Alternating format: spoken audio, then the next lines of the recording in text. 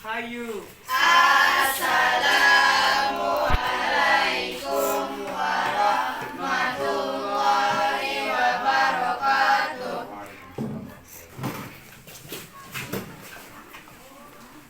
Baik, Assalamualaikum warahmatullahi wabarakatuh. Waalaikumsalam warahmatullahi wabarakatuh. Alhamdulillahirabbil alamin wassalatu wassalamu ala asyrofil anbiya'i wal mursalin wa ala alihi washabihi ajmain. Amma ba'd. Anak-anak sekalian, apa kabar semuanya pagi ini? Baik. Hadir semuanya? Hadir. Oke, baik. Kalau gitu sebelum kita mulai mata pelajaran, kita akan absen dulu ya. Absen dulu.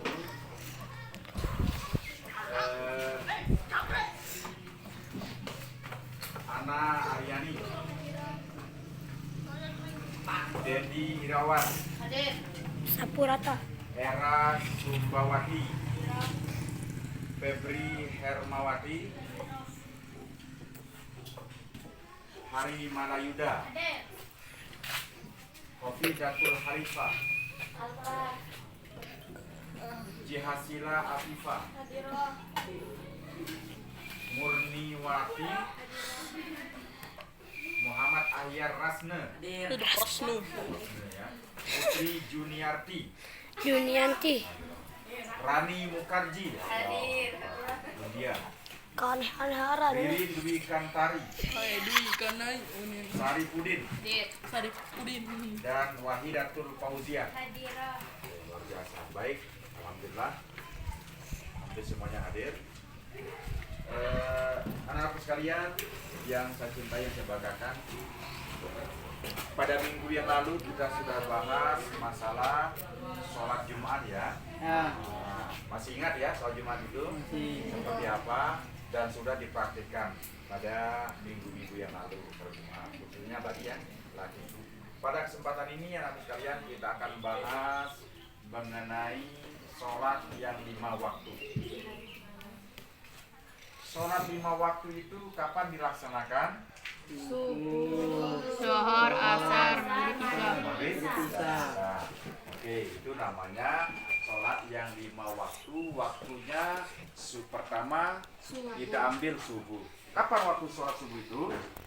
jam 5, Jam berapa? Jam Kalau tidak ada yang tahu berarti tidak pernah sholat subuh. Jam 4. Jam berapa? 5, Yang sekarang jam berapa? Kalau subuh yang sekarang kan berbeda-beda. Setiap musim terus bergeser, beda waktunya. Berapa? Sekarang jam 5. Sampai kapan? Sholat subuh itu? 12. Sampai terbit matahari, bukan fajar. Kalau terbit fajar itu maksudnya adalah terbit fajar masuk waktu subuh. Kalau terbit fajar, kalau terbit matahari itu batas daripada sholat Subuh. Nah, setelah itu namanya sholat duha, duha. Udah terbit fajar. Kapan sholat duha itu? Yaitu waktu sudah terbit matahari sepenggalah. Pasar lombok itu, wah marah meni sedepe. Sepenggalah. Artinya sholat duha itu dilaksanakan sejak terbit matahari ataupun matahari sudah sepenggalah. Kemudian sholat yang kedua apa? Zuhur. Sholat zuhur. Kapan sholat zuhur itu dilaksanakan? Jam Jam 12 ataupun ketika kita berdiri sudah hendak ke hendak ke arah barat bayangan kita, berarti sudah lurus. Nah, ukurannya sekarang jam 12 kalau saat sekarang ini tahun 2021 ini. Yang ketiga apa? Sholat asar kapan dilaksanakan? Jam 4. jam 3.15 menit yang sekarang ini. Bahkan jam 3.10, 5 menit terus berputar. Yang selanjutnya yang keempat, sholat maghrib. Kapan sholat maghrib itu? Jam 6. Jam berapa? Jam 6, 6, 5 menit. Bahkan jam 6. Dan yang terakhir sholat Sisa. Isya. Sholat isya itu kapan? Jam 7. Jam berapa? Jam 7. Jam 7 5 menit. Sampai kapan? Sampai kapan waktu itu? Hah? Sampai Jam 1. terbit fajar. Bagus. Rani Mukherjee jauh-jauh dari India dia, ya kan? Yaitu dari apa namanya sholat isya itu sampai waktunya sampai terbit fajar. Ya, nah berarti sholat yang 5 waktu itu berapa jumlah rakaatnya semuanya? 17. Berapa? 17 rakaat. Ya, nah, Pak Guru mau tanya, sholat yang 5 waktu itu wajib atau sunat? Wajib. Wajib atau sunat? Wajib. Pak Guru mau tanya lagi, apa hukum wajib? Harus dilakukan. Apa? Apa arti wajib? Harus. Dapat pahala kalau tidak dikerjakan berdosa. Itu jawabannya tepat. Kalau dilaksanakan mendapat pahala, mendapat dosa. Kalau dilaksanakan mendapat pahala, kalau tidak dilaksanakan mendapat dosa. Itu hukumnya wajib. Nah, berarti orang yang melaksanakan sholat itu dapat pahala tidak? Pahala tidak? Besarkah pahalanya? Besar. Besar. Kalau dia laksanakan dapat pahala yang besar, kalau dia tinggalkan mendapat Dosa. dosa yang besar atau kecil? Besar. Besar juga. Dosa yang besar. Anak-anakku sekalian yang saya cintai, yang saya banggakan. Oleh karenanya yang namanya sholat ini adalah kewajiban bagi setiap umat Islam. Kalau perintah haji, Nabi menerimanya di bumi, betul tidak? Nabi menerima perintah haji itu di bumi ini. Bagaimana caranya? Turun malaikat Jibril alaihissalam membawa wahyu, yakni hai Muhammad, hai Nabi Ibrahim. Ya kan? Awal haji itu melalui apa yang pertama kali adalah Nabi Ibrahim, perintah Nabi Ibrahim. Singkat cerita sampai ke Muhammad, turun malaikat Jibril untuk memerintahkan apa namanya nabinya untuk melaksanakan sholat apa namanya haji. Untuk haji. Yang kedua perintah puasa. Perintah puasa itu diterima di langit atau di bumi? Di mana? Di mana? Di bumi juga oleh baginda Rasul. Firman Allah, ya ayyuhalladzina amanu kutiba alaikumus Siam. siyam, bukan salam. Kama kutiba alal ladzina min qablikum la'allakum tattaqun. Artinya, hai orang-orang yang beriman, telah diwajibkan atas kamu berpuasa sebagaimana telah diwajibkan atas orang-orang sebelum kamu agar kamu Puasa. Wah, berkah, tapi bertakwa. Perintah apa namanya? Perintah puasa ini diterima oleh Nabi di bumi. Kemudian perintah zakat di bumi juga. Perintah untuk sedekah di bumi juga. Tapi satu perintah yang baginda Rasul terima di langit, yaitu di singgasananya Allah Subhanahu wa taala di aras, yakni perintah salat. As-salat. Perintah salat. Perintah salat. Allah baginda Rasul naik melalui peristiwa yang kita kenal dengan peristiwa Isra dan Mi'raj. Apa Isra? Apa Isra? Yaitu perjalanan Nabi Muhammad SAW dari Makkah ke Madinah. Dari Masjidil Haram sampai Masjidil Aqsa. Masjidil Aqsa itu di mana? Di Palestina sekarang yang sedang digempur oleh Israel itu. Nabi hijrah dari Mekah, dari Masjidil Haram sampai ke Palestina. Itu ribuan kilometer itu. Setelah nyampe di Palestina, sekalian di Palestina di Masjidil Aqsa, baginda Rasul naik ke Sidratul Muntaha, ke langit. Subhanallah.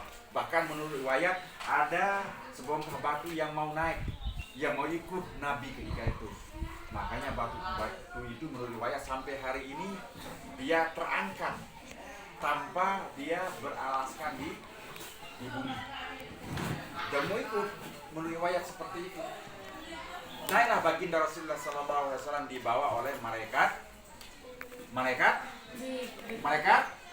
Jibril. Kan sahabatnya Nabi, malaikat Jibril. Dibawalah baginda Rasul. Nah, singkat cerita naik ke langit pertama disambut oleh Nabi. Terus naik kedua disambut oleh para nabi. Naik ke langit yang ketiga terus sampai ke Sidratul Muntaha. Naik ke aras ke Sidratul Muntaha, malaikat Jibril tidak berani ikut. Apa rasanya? Kenapa? Karena malaikat Jibril ketika masuk di singgasananya Allah Subhanahu wa taala, maka akan hancur lebur tubuh malaikat Jibril.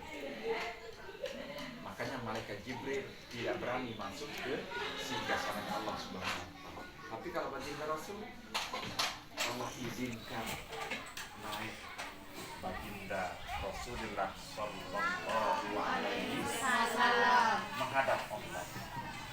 Singkat cerita, anak sekalian, terjadilah transaksi sholat itu. Yang pertama, kita diperintahkan 50 waktu sholat. 50 kali kita sholat. Ada yang tahan 50 kali? Hah? Ada yang tahan 50 kali, 50 waktu? 17 saya. Apa 5 kali saja malasnya luar biasa. Apalagi 50, turun lagi. 40, tidak mampu, turun lagi ya. Bagaimana mampu ya Allah? Bagaimana ya Allah? Umatku kecil-kecil. Kenapa kita Rasul? Percek, butuh bisa kan? Kecil mereka. Ada sampai singkat cerita sekalian, yaitu terjadilah di akhirnya, yakni 5 waktu sampai hari ini.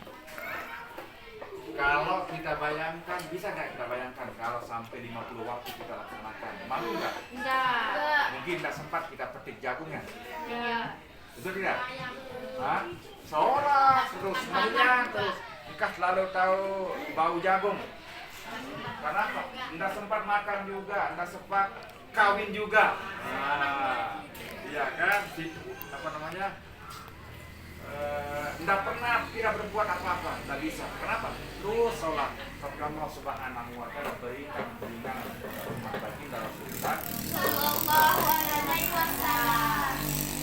Anakku sekalian yang saya cintai, yang saya banggakan. Kemudian Pak Guru mau tanya, kira-kira selama ini kamu sholat itu, Pak Guru mau tanya, apa hikmahnya kira-kira? Hikmah sholat. Kenapa kita sholat? Apa yang Anda rasakan ketika selesai melaksanakan sholat? Yang pertama, ketenangan. Yang pertama, siapa ungkapkan? Yang pertama, ketenangan. Ketenangan. Betul tidak kita tenang? Betul nggak kita tenang? Senang nggak dalam hati? Senang. Berarti kalau nggak sholat ya nggak tenang. Ya gusar pikirannya. Iya kan? Memang betul Pak Guru juga ketika ada masalah ambil air wudhu, kemudian kita sholat, sholli fardhu zuhri arfa rakaatin, ada alhamdulillah ta'ala Allah akbar, selesai sholat, assalamualaikum, tenang. Itu hikmah daripada sholat. Ya. Hikmah yang kedua apa? Apa? Bersih, suci, betul. Suci kita, suci dari hadas. Suci. Kita anak sekalian, apa namanya? Apa hikmah kita wudhu? Wudhunya ini kita tutup muka. Hikmahnya adalah dosa-dosa kecil yang pernah kita lakukan. Cuci muka misalnya si apa namanya? Si Dedi, ya kan? Pernah dia cewek misalnya kan yang cantik, dia kototin terus cewek yang cantik itu dia kototin auratnya, maka dengan air wudhu itulah yang akan menghapus dosa kita. Kita cuci tangan kita, mungkin kita sudah pegang orang, ambil hartanya orang yang kecil-kecil, dengan berkata air wudhu itulah yang akan menghapus dosa-dosa kita, insya Allah. Ya kan? Kemudian kita cuci Apalagi telinga kita mungkin sudah mendengar aib orang cerita-cerita tentang apa istilahnya? Gosip. Gosip. Apa itu gosip? Ya, bahasanya sekarang gibah, gosip ataupun apa ya? Bahasa sekarang. Ya, kalau bahasa Lomboknya kan ngumpet batu. Ya kan? Ataupun gosip sudah. Apa itu gosip? Membicarakan aib ataupun kejelekan orang lain. Kalau benar itu namanya apa? Kalau benar misalnya dia maling, pemaling kan, misalnya, ya memang fakta, tapi itu namanya gosip, nggak boleh, ya kan? Tapi kalau memang nggak pernah dia berbuat, dia pencuri, padahal mencuri itu namanya al-fitnatu asyaddu minal qatli, yaitu fitnah itu lebih kejam daripada pembunuhan. Bang syaratnya al-fitnatu asyaddu minal qatli. Fitnah itu lebih kejam dari pembunuhan. Kenapa fitnah itu lebih kejam daripada pembunuhan? Karena sakitnya tuh di sini. Iya kan, di dalam hatiku. Ya kan? Kalau dibunuh sekali aja kan selesai, betul tidak? Selesai. Kita masuk kubur, selesai. Tapi kalau sakitnya tuh di sini, di dalam hatiku, kayak ini yang susah. Berapa tahun? Selama-lamanya 1 tahun, 2 tahun kita difitnah oleh si Rani Mukherjee misalnya. Padahal si Yuda gak pernah berbuat sesuatu dengan si A misalnya, tapi difitnah, akhirnya si Yuda hancur, namanya sakitnya tuh di sini. Iya kan? Yang namanya sakit, mendingan sakit gigi daripada sakit hati, betul tidak? Saya mau tanya, sekarang mau sakit gigi atau sakit hati? Sakit gigi atau sakit hati? Kalau Pak Guru nggak mau dua-duanya, ya kan? Mendingan nggak usah kita sakit, ya kan? Ya boleh. Nah, oleh sebab itu anak-anak sekalian, yang namanya al-fitnah atau asyaddu minal qatl, fitnah itu lebih kejam daripada. Nah, oleh sebab itu dengan pelaksanaan sholat ini hati kita menjadi sungguh luar biasa. Kemudian dengan sholat yang terakhir apa namanya? Hikmah sholat itu, iya, apa namanya, balasan kalau ini. Hikmahnya adalah sebagai bentuk taat kita kepada Allah, penghambaan diri kita. Kenapa? Pak Guru mau tanya semuanya, terakhir. Pak Guru mau tanya sekarang, yang paling kita hargai di tubuh ini apa? Yang paling kita hargai di salah satu anggota tubuh kita apa? Apa? Tubuh kita. Ya? Masa depan. Betul tidak? Kalau orang pegang tangan kita, barangkali orang pukul kepala kita, masih kita dingin barangkali kan? Tidak kita marah. Orang tubuh pukul pantat kita ataupun perut kita tidak akan marah. Tapi kalau kepala kita dipukul, dia marah tidak? Marah tidak? Pika baru kotak mati. Sekarang orang pukul tangan kita, marah tidak? Tidak. Barangkali santai. Tapi ketika saya tiba-tiba saya pukul tanpa alasan yang jelas, ya kan? Dia marah tidak?